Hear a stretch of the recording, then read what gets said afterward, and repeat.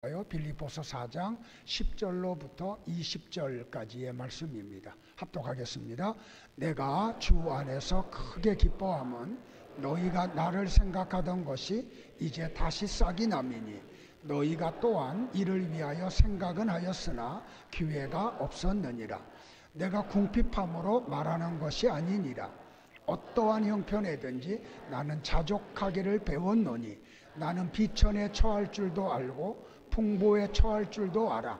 모든 일 곧 배부름과 배고픔과 풍부와 궁핍에도 처할 줄 아는 일체의 비결을 배웠노라. 내게 능력 주시는 자 안에서 내가 모든 것을 할 수 있느니라. 그러나 너희가 내 괴로움에 함께 참여하였으니 잘하였도다. 빌립보 사람들아, 너희도 알거니와 복음의 시초에 내가 마게도냐를 떠날 때에 주고 받는 내 일에 참여한 교회가 너희 외에 아무도 없었느니라. 데살로니가에 있을 때에도 너희가 한 번뿐 아니라 두 번이나 나의 쓸 것을 보내었도다. 내가 선물을 구함이 아니요 오직 너희에게 유익하도록 풍성한 열매를 구함이라. 내게는 모든 것이 있고 또 풍부한지라. 에바브로디도 편에 너희가 준 것을 받음으로 내가 풍족하니 이는 받으실 만한 향기로운 제물이요 하나님을 기쁘시게 한 것이라. 나의 하나님이 그리스도 예수 안에서 영광 가운데 그 풍성한 대로 너희 모든 쓸 것을 채우시리라. 하나님 곧 우리 아버지께 세세 무궁하도록 영광을 돌릴지어다. 아멘. 자리에 앉으시겠습니다. 저는 2부 예배 때 우리 청소년부에 가서 설교를 하고 또 우리 주일학교에 가서 축도를 합니다.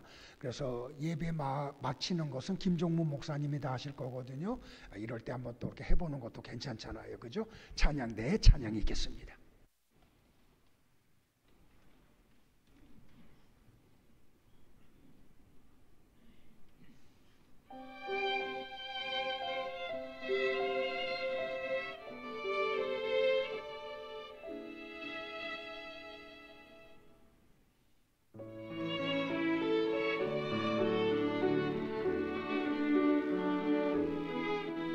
하나님 누구와 같이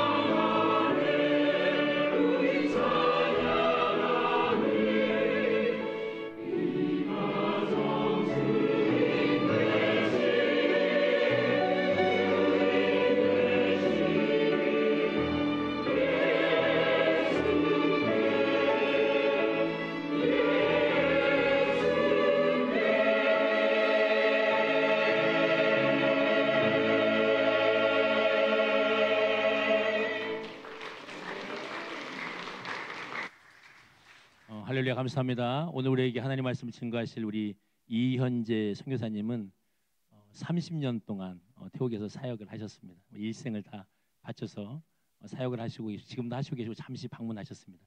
이현재 선교사님이 현재 이곳에 오셨습니다. 우리 은혜와 평강교회 우리 성도님들이 드릴 수 있는 가장 큰 박수, 하나님께 영광의 박수, 환영의 박수 올려드리겠습니다.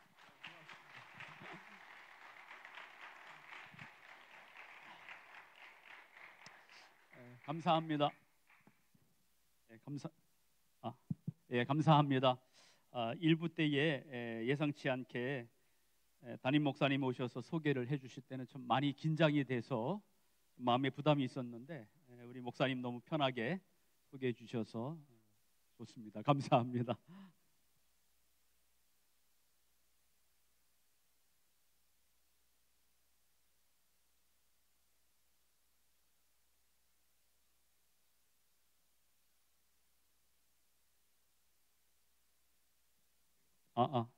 예, 오늘 설교하는 선교사가 누군지 갑자기 나타나는 바람에 많은 분들이 궁금해하시고 좀 놀라셨을 것 같습니다.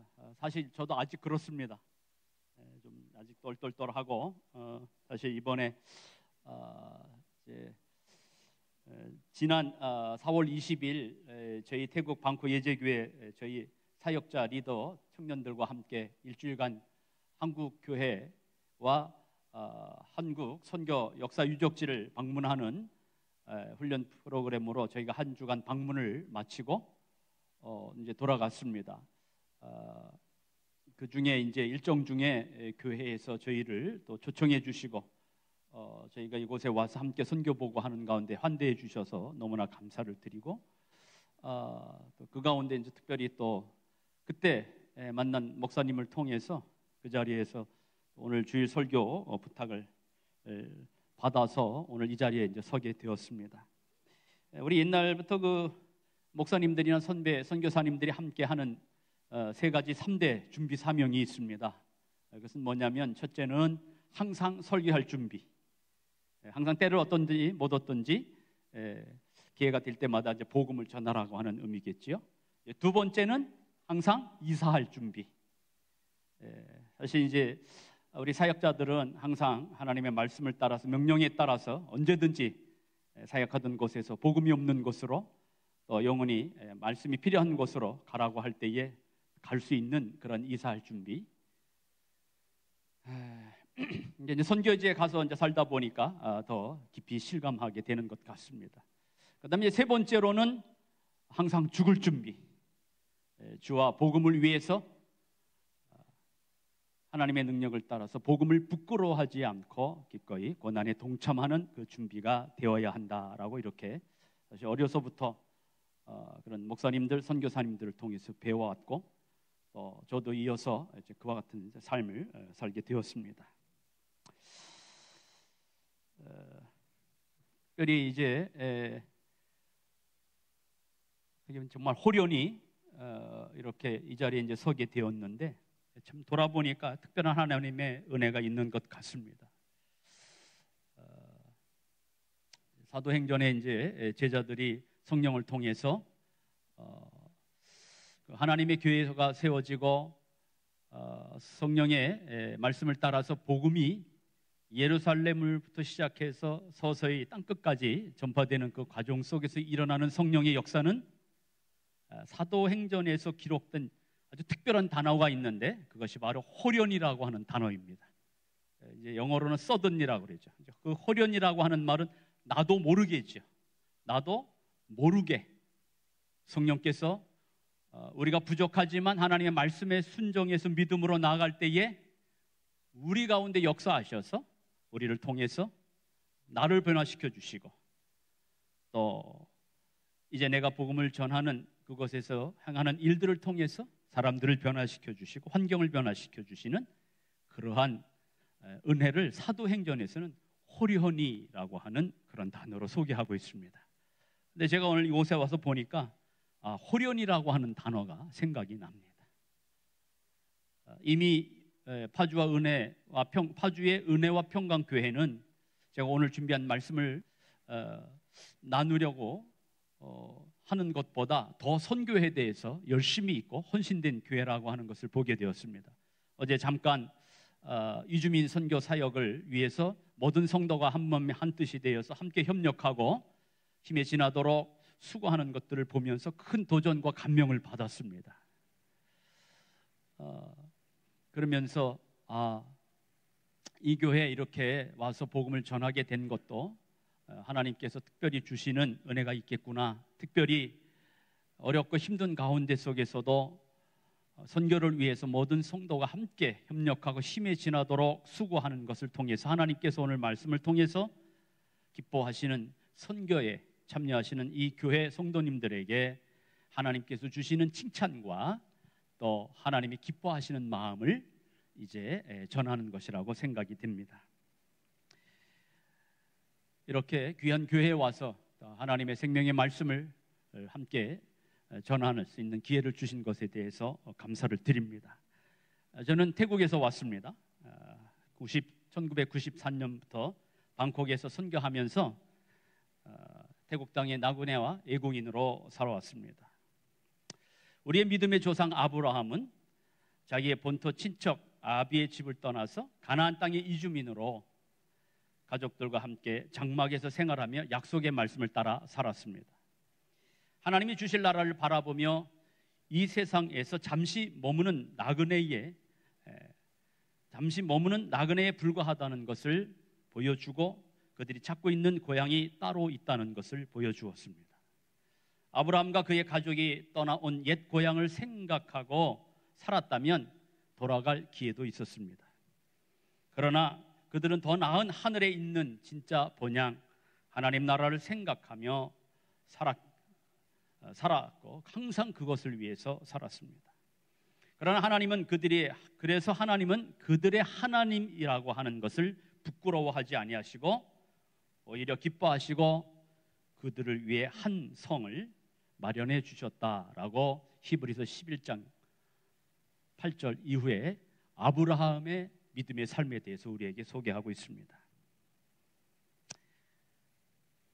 그렇다면 나는 이 땅에서 오늘 아브라함처럼 하나님의 거룩한 백성으로 본향을 향하여 살고 있는가? 믿음으로 약속의 말씀 비전을 따라 살고 있는가? 아니면 아직도 옛 고향을 떠나지 못하고 망설이며 머뭇거리고 목적도 소망도 없이 방황하며 신앙생활을 하고 있는 것은 아닌가? 오늘 우리에게 주신 말씀을 통해서 우리가 함께 생각하며 은혜를 나누기를 원합니다. 오늘 본문의 말씀을 통해서 함께 오늘의 주제를 나누기 전에 빌립보 교회와 바울 선교사의 관계를 한 번 먼저 살펴보고 말씀을 나누겠습니다. 빌립보 교회는 AD 50년경 바울 선교사가 2차 선교 여행 중에 개척 설립한 교회입니다.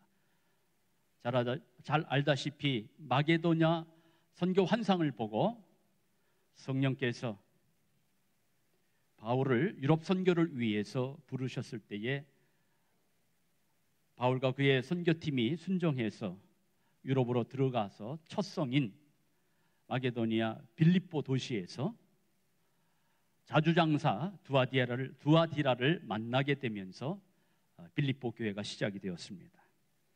그렇게 세워진 이 빌립보 교회는 유럽 선교 초기부터 바울 선교사에게 함께 동참하고 하나님의 은혜를 공유하는 교회가 되었습니다. 빌립보서 1장 3절에서 7절 말씀을 한번 제가 읽겠습니다. 내가 너희를 생각할 때마다 나의 하나님께 감사하며 간구할 때마다 너희 무리를 위하여 기쁨으로 항상 간구함은 너희가 첫날부터 이제까지 복음을 위한 일에 참여하고 있기 때문이라. 너희 안에서 착한 일을 시작하신 이가 그리스도 예수의 날까지 이르실 줄을 우리는 확신하노라.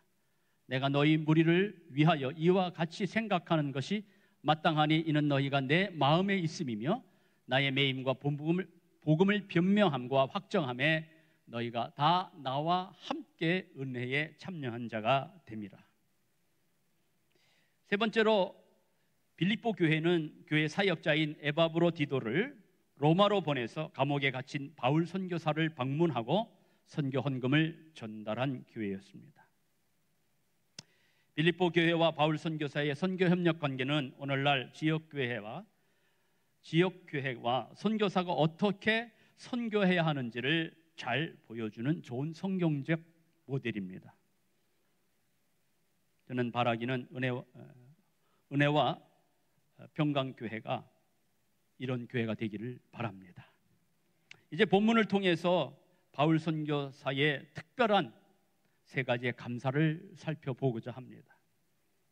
빌립보서 4장 10절에서 20절까지 바울 선교사가 빌립보 교회의 후원을 통해서 하나님께 특별히 감사하고 기뻐하고 있는 세 가지 이유를 소개하고 있습니다. 첫째로 10절 말씀입니다.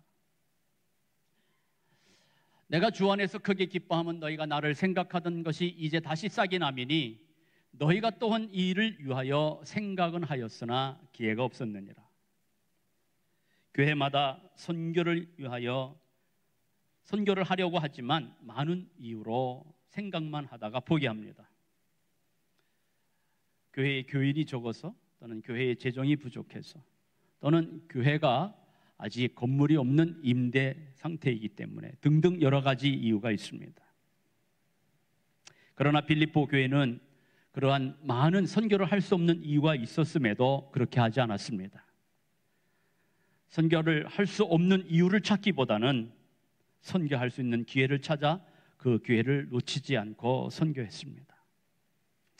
마가복음 14장 3절에서 10절에는 나사렛의 동생 마리아의 거룩한 헌신에 대하여 우리에게 소개해주고 있습니다. 나사로를 살려주신 예수님께 감사하는 잔치 자리에서 마리아는 300데나리온이나 하는 귀한 향유를 담은 옥합을 깨뜨려 주님의 몸에 부었습니다. 이것을 본 제자들이 허비라고 화를 내고 그중 돈을 좋아하는 제자 유다는 예수님과 제자들 그리고 초대받은 손님들 앞에서 마리아를 심하게 비난했습니다. 그러나 예수님은 마리아를 비난한 제자들을 책망하시고 오히려 마리아의 허비를 인류를 구원하시기 위한 예수님의 십자가의 죽음과 장례를 미리 준비한 거룩한 허비로 칭찬하셨습니다. 뿐만 아니라 그의 행위를 주의 복음이 전파되는 곳마다 알려서 마리아의 거룩한 허비를 예수님을 믿는 모든 사람들이 알고 기억하도록 말씀하셨습니다. 아무리 허비하고 소비해도 나를 위해 자신의 생명을 내어주신 예수님의 십자가의 희생과 독생자를 내어주신 하나님의 사랑에 비교하여 지나친 우리의 헌신과 희생은 없습니다. 선교하는 것을 통해서 하나님을 섬기는 거룩한 기회를 놓치지 마시기 바랍니다. 하나님의 나라는 침노하는 자의 것이며 그 나라를 위하여 공격적이고 적극적인 신앙 태도를 가진 사람들이 갖게 될 것입니다 라고 주님이 말씀하셨습니다. 교회는 복음을 전파하여 하나님 나라를 확장하는 선교를 최우선으로 해야 하는 하나님의 조직이며 도구입니다. 따라서 교회는 이유를 불문하고 선교를 위해 한마음 한뜻으로 협력하고 참여해야 합니다. 빌립보서 1장 27절 28절 말씀을 보겠습니다. 오직 너희는 그리스도의 복음에 합당하게 생활하라. 이는 내가 너희에게 가보나 떠나 있으나 너희가 한 마음으로 서서 한 뜻으로 복음의 신앙을 위하여 협력하는 것과 무슨 일에든지 대적하는 자들 때문에 부끄러워하지 아니하는 이 일을 듣고자 함이라. 이것이 그들에게는 멸망의 증거요 너희에게는 구원의 증거니 이는 하나님께로부터 난 것이라. 아멘. 바울 선교사는 빌립보 교회에게 너희가 복음을 위해서 나의 선교에 함께 동역하는 것이 너희가 하나님께 받은 구원의 증거이다 라고 말을 하고 있습니다. 이것은 무엇을 말합니까? 우리의 삶 가운데 주와 복음을 위하여 선교에 참여하는 것이 우리가 예수 그리스도를 통해서 온전히 구원받았다라고 하는 확실한 증거를 갖는 일이라고 말씀하고 있습니다. 바울 선교사는 빌립보 교회가 이러한 증거를 갖기 위하여 선교하는 일에 다시 참여하고 있는 것에 대해서 기뻐하고 있는 것입니다. 두 번째로는 빌립보 교회가 복음을 전하고 선교사와 선교사의 고난에 동참하여 교제하게 된 일로 하나님께 감사하고 있습니다. 11절에서 14절 말씀입니다. 내가 궁핍함으로 말하는 것이 아니니라. 어떠한 형편이든지 나는 자족하기를 배웠노니 나는 비천에 처할 줄도 알고 풍부에 처할 줄도 알아. 모든 일 곧 배부름과 배고픔과 풍부와 궁핍에도 처할 줄 아는 일제의 비결을 배웠노라. 내게 능력 주시는 자 안에서 내가 모든 것을 할 수 있느니라. 그러나 너희가 내 괴로움에 함께 참여하였으니 잘하였도다. 너희가 내 괴로움에 참여하였으니 잘하였도다. 바울이 복음을 전하고 선교하는 일로 온갖 고난을 다 경험한 선교사였습니다. 그러므로 그가 지금 복음을 전하는 일 때문에 다시 로마 감옥에 수감되어 잡혀 있다 한들 그는 낙심하여 주님과 복음을 부끄러워하여 주님을 부인하거나 신앙을 포기하지는 않을 것입니다. 바울은 어떤 상황에서도 흔들리지 않는 견고한 영성과 경건의 능력을 가진 선교사입니다. 그럼에도 에바브로디도가 빌립보 성도들의 마음이 담긴 선교 헌금을 가지고 죽음을 무릅쓰고 바울을 찾아 로마에 왔을 때 바울은 빌립보 성도들이 선교적 헌신과 섬김에 크게 감동을 받고 경의를 표현하고 있습니다. 이와 같은 빌립보 교회의 후원은 바울이 선교하는 일에 직접 참여하지 못하는 빌립보 교인들의 부족한 선교의 부분을 채우는 일이며 바울과 선교를 함께 하는 일이 되는 것입니다. 진실로 빌립보 교회는 바울과 함께 복음과 선교를 위하여 감옥에 갇히는 죽는 자리까지 함께 하였던 것입니다. 빌립보 성도들은 에바브로디도를 바울에게 보내어 복음을 위해 바울이 당하는 옥고를 혼자만이 당하고 있는 것이 아니라 빌립보 성도들과 함께 고난당하고 있다는 것을 알려주었습니다. 이것이 교회와 선교사가 함께 선교하는 올바른 선교 동역 관계의 모습입니다. 우리가 말씀을 따라서 믿음으로 주의 일을 하다가도 그 하는 일을 통해서 우리의 삶에 어떤 위기나 불이익을 당할 때에 우리는 다시 생각하고 머뭇거리고 더 나아가지를 못합니다. 선교도 마찬가지지. 함께 선교하는 선교사가 어려움을 당할 때에 우리가 더 이 일을 위해서 기도하고 함께 동역할 때에 오히려 많은 교회들이 선교사의 고난에 함께 동참하지 못하고 중단하는 것을 보게 됩니다. 그러나 빌립보 교회는 그렇게 하지 않았습니다. 복음을 전하는 일, 다른 사람들은 바울이 복음을 전하다가 로마 감옥에 갇히는 것을 통해서 그의 선교 사역이 잘못된 걸로 비난하고 그를 신뢰하지 않았습니다. 빌립보서 1장에 그렇게 나오지 않습니까? 오히려 그래서 바울이 다른 빌립보 성도들에게 말할 때 내가 복음을 전하다 감옥에 갇히는 일로 인해서 많은 사람들이 나를 비방하고 내가 감옥에 갇히게 된 일로 인해서 그들이 내게서 떠나갔도다라고 기록하고 있습니다. 그러나 빌립보 교회는 성숙하여서 선교 후원하는 일에 바울과 함께 감옥에 갇힌 일로 인해서 혹시 자기들에게도 그 후원하는 일로 피해가 갈 것을 두려워하지 않고 오히려 감옥까지 찾아가서 그를 격려하고 선교적 필요를 위해서 헌금하고 함께 끝까지 선교하는 성숙한 교회의 모습을 보여주고 있습니다.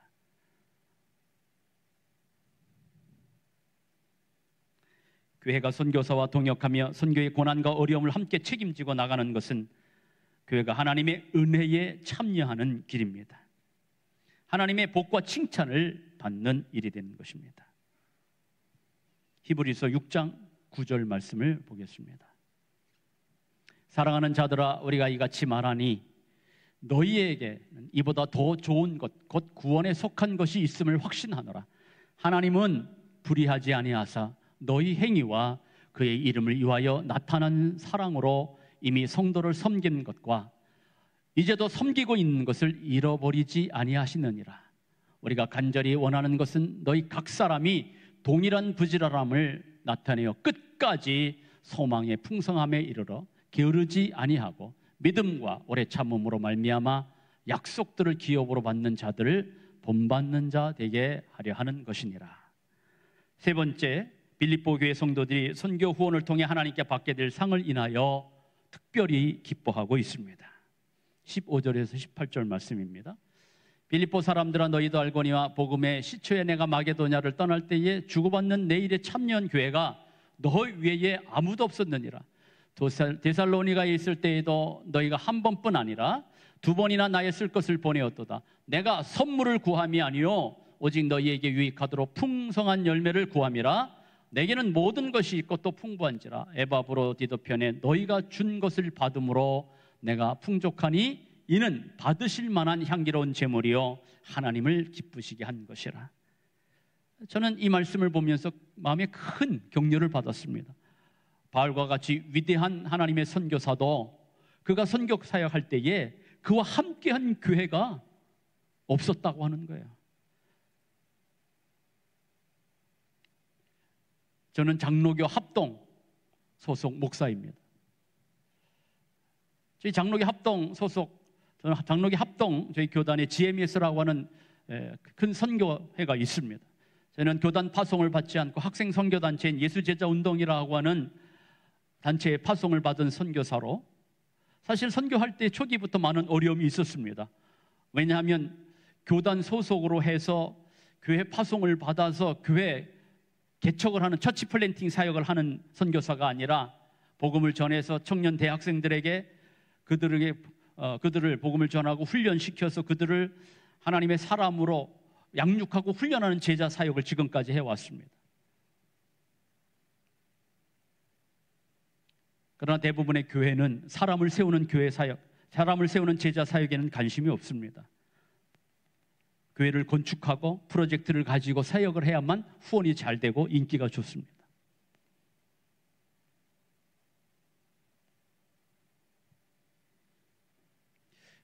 그 일로 인해서 사역할 때에 많은 어려움을 겪을 때에 마음에 많은 불평이 있었습니다. 그런데 오늘 말씀을 보니까 오히려 바울 선교사는 저보다 더 어려운 형편이 있었습니다. 그가 유럽 선교를 위해서 사역할 때에 그 위대한 선교사의 선교 사역에도 교회들이 함께 참여하지 못하고 오직 빌립보 교회가 그와 함께 했다고 하는 사실입니다.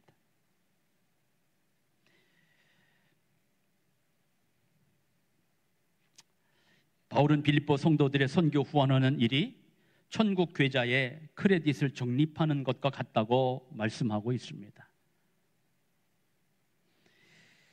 후원을 신용장부에 불어나는 이익금으로 하나님 나라에서 받게 될 상에 대한 영적 투자로 설명하고 있습니다. 여러분은 여러분의 천국 계좌에 하나님 나라와 선교를 위해서 얼마나 투자한 투자금이 저축되어 있습니까? 이 세상에 살면서 우리가 믿음의 반석 위에 지은 집을 무엇으로 지었는지 반드시 평가할 날이 올 것입니다. 우리가 살아간다고 하는 것은 오늘도 내일도 계속해서 우리가 믿음으로 신앙의 집을 짓는 것과 같습니다. 우리가 살아간다고 하는 것은 반드시 오늘 내가 무엇을 심고 있다고 하는 것이죠. 그래서 마지막 때 그 심은 것을 통해서 하나님께서 그것을 통해서 우리에게 그것을 열매로 주신다라고 하는 것이죠. 이 기초 위에 건물을 세울 때 금이나 은이나 보석으로 세우는 사람도 있고 나무나 풀이나 집으로 세우는 사람도 있을 것입니다. 그러나 심판날에는 각자의 일한 결과가 불로 시험을 받아 밝혀질 것입니다. 만일 세운 것이 불에 타지 않고 남아있으면 상을 받을 것이나 그것이 타버리면 상을 잃게 되고 말 것입니다. 그런 사람은 구원을 얻어도 마치 불 속에서 간신히 헤쳐나온 것과 같을 것입니다. 고린도전서 3장 12절 15절에 나와 있는 현대인의 성경 번역본입니다. 오해하지 마시기 바랍니다. 바울이 돈을 좋아하고 받은 헌금을 통해 자기의 생활비를 충당하려고 후원을 장려하는 것이 아닙니다. 그는 사역하면서 이미 궁핍하든지 풍부하든지 어렵든지 상황이 좋든지 간에 이미 모든 상황 속에서 선교할 수 있는 모든 비결을 배운 사람이라고 고백하고 있습니다. 바울 선교사는 오히려 후원받아 생활할 수 있는 자기의 권리를 포기하고 후원하는 일로 선교와 복음이 방해가 될 것을 염려해서 장막 짓는 일을 하며 선교했던 분입니다. 그러나 빌립보 교회는 성숙해서 후원하는 일에 바울 선교사를 후원을 하였던 것입니다. 빌립보 교회가 보내진 성도들의 선교 호응은 바울의 선교적 필요를 채우고 남을 정도로 풍부하였습니다. 이것은 구약시대에 하나님께 드려진 향기로운 제물과 같은 것으로 하나님을 기쁘시게 한 것이라고 소개하고 있습니다. 그리스도께서는 우리를 사랑하시고 우리를 위해 자기를 바쳐 하나님께 향기로운 제물과 희생의 제물이 되셨습니다. 우리들도 이와 같이 그분을 본받아 주님을 섬기는 사람이 되기를 바랍니다. 빌립보 교회 성도들은 하나님을 사랑하여 예수님의 본을 따라 하나님 나라를 섬기는 선교하는 사람들이었습니다. 우리에게 주신 모든 소유, 생명, 시간, 돈, 직업, 재능, 이것은 다 하나님이 주신 것입니다. 하나님의 나라를 위해 사용하라고 주신 것입니다. 누가복음 12장 16절, 21절에는 어리석은 부자의 비유가 나옵니다. 예수님께서 사람들에게 이렇게 말씀하셨습니다. 너희는 온갖 욕심을 조심하라. 제 아무리 넉넉하다 해도 사람의 생명이 내가 가지고 있는 소유 재산에 달려있는 것이 아니다. 예수님은 그들에게 이런 비유를 말씀하셨습니다. 비옥한 농토를 가진 어떤 부자가 풍성한 수확을 하자 속으로 내가 곡식을 쌓아둘 것이 없으니 어떻게 할까? 옳지, 이렇게 하면 되겠구나. 내 곡간을 헐고 더 크게 짓고 거기에 내 모든 곡식과 물건을 쌓아두고 그리고 그의 영혼에게 내 영혼아 여러 해 쓸 물건이 많이 쌓여 있구나. 이제는 편히 쉬면서 먹고 마시고 즐기자라고 하였습니다. 그러나 하나님은 그에게 이렇게 말씀하셨습니다. 어리석은 사람아, 오늘 밤에 내 영혼을 도로 찾아가면 내가 지금까지 쌓아둔 것이 네 것이 되겠느냐. 자기를 위해서는 재산을 쌓으면서도 하나님께 대하여 부여하지 못한 사람은 바로 이와 같은 사람이다 라고 말씀하고 계십니다. 이어서 누가복음 12장 31절 34절 결론 부분에 가서 주님께서 우리에게 말씀하십니다. 너희는 먼저 하나님의 나라를 구하여라. 그러면 이 모든 것을 너희에게 덤으로 주실 것이다. 작은 양떼들아 두려워하지 말아라. 너희 아버지께서는 그 나라를 너희에게 주시기를 기뻐하신다. 너희는 가진 것을 팔아 가난한 사람들을 도와주고 너희 자신을 위해 낡아지지 않는 주머니를 만들어라. 그것은 없어지지 않는 보물을 하늘에 쌓아두는 것이다. 그것은 도둑이 가까이 하는 일도 없고 좀 먹는 일도 없다. 너희 보물이 있는 곳에 너희 마음도 있다. 영원한 것을 위하여 일시적인 것을 소비하고 포기하는 사람은 결코 어리석은 사람이 아닙니다. 하나님이 주신 재물을 쌓아두고 자신을 위해 사용하려다 쓰지도 못하고 죽는 어리석은 사람이 되지 마시기를 바라겠습니다. 하나님 나라와 선교를 위해 사용하여 천국 은행에 보물을 쌓아두는 지혜로운 천국 부자가 되시기를 바라겠습니다. 말씀을 맺히겠습니다. 교회는 선교를 구원하는 복음 전파와 제자를 삼는 선교의 우선순위를 두어야 합니다. 교회는 선교사를 파송하고 동역하며 선교사들과 동역하며 성도들이 선교에 참여하며 나누는 삶을 살게 해야 합니다. 성도들은 하나님의 본을 하나님께 받을 칭찬과 상을 위하여 자신의 소유를 선교를 위해 투자하는 기회를 놓치지 말아야 합니다. 우리가 믿는 하나님은 성도가 하나님께 드린 헌신을 기억하시고 보상해 주시는 분이십니다. 이 땅을 살아가는 동안 우리가 필요한 것과 있어야 될 것을 아시고 공급해 주시는 선한 아버지이십니다. 19절 말씀입니다. 나의 하나님이 그리스도 예수님을 통해 영광 가운데서 그의 풍성한 대로 우리에게 필요한 모든 것을 넘치게 채워 주실 것입니다. 주님의 명령을 따라 땅끝까지 선교하는 교회가 될 때 하나님의 풍성한 은혜가 넘치고 예수 그리스도 안에서 성령의 연합과 교제가 흘러넘치는 생기 있는 구원의 공동체가 될 것입니다. 은혜와 평강교회가 선교를 통해 하나님을 기쁘시게 하는 교회, 성도들이 선교를 위하여 옥합을 깨뜨리며 향기로운 제물을 하나님께 드리는 교회가 되기를 바라겠습니다. 기도하겠습니다. 살아계신 하나님 아버지, 은혜를 감사합니다. 오늘 말씀을 통해서 우리의 심령을 새롭게 하여 주시옵소서. 우리가 부르심을 받은 우리의 소망과 우리의 삶의 이유가 무엇인지를 알게 하시고 오직 하나님 나라와 복음과 선교를 위해 살아가는 이 땅의 21세기의 아브라함 같은 사람들이 다 되게 하여 주시옵소서. 예수님의 이름으로 기도합니다. 아멘. 이어서